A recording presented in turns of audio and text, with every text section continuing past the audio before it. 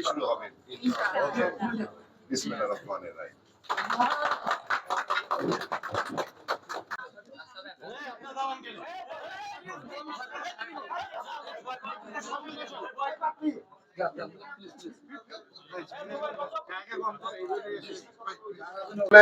এটা এটা আমার প্রথম না, এরকম ফিতা কাটা অনুষ্ঠানে অনেক করেছি, বা অনেকের নাম হয়েছে ফিতা কাটা আর্টিস্ট।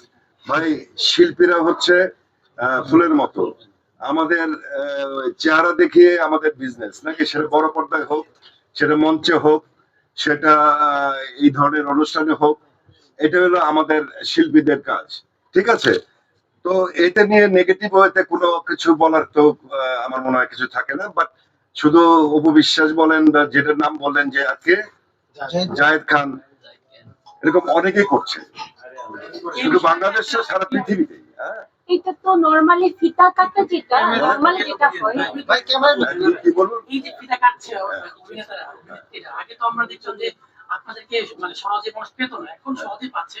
আসলে এই ব্যাপারটা সহজ হয়ে যাচ্ছে। এই দেখেন, যদি আমাকে না পেতো তাহলে আপনিও আমাকে পেতেন না। আপনি কি আমাকে সহজে পান? পান না। তার মানে কি আপনাদেরকে সুযোগ করে দিয়েছে ক্যাপিটাল। ঠিক আছে, আমাদেরকে কিন্তু সহজে, মানে কি, আমাদের সঙ্গে আলাপ করে ডেট নিয়ে তারপর পেমেন্ট করে তারপরে তো আমাদেরকে আপনাদের সামনে এনেছে।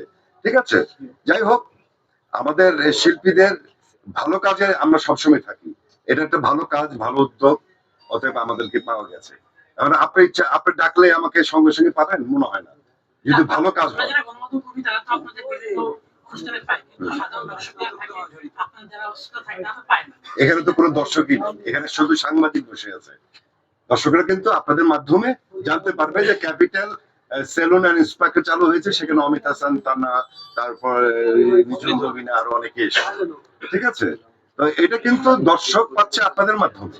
পর্দা, এটা এটা এটা জাস্ট লাইক এ পর্দার মতো আর কি, স্ক্রিনে যেরকম দেখে ওরকমই আর কি, পত্রিকায় দেখবে, মোবাইলে দেখবে, এই আর কি।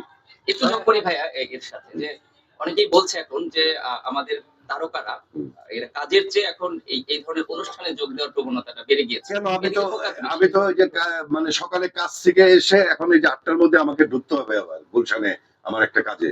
ঠিক আছে, তো আমি তো কাজ বাদ দিয়ে এটা করছি না, কাজে ফাঁকি করছি, আর এটাও একটা কাজ।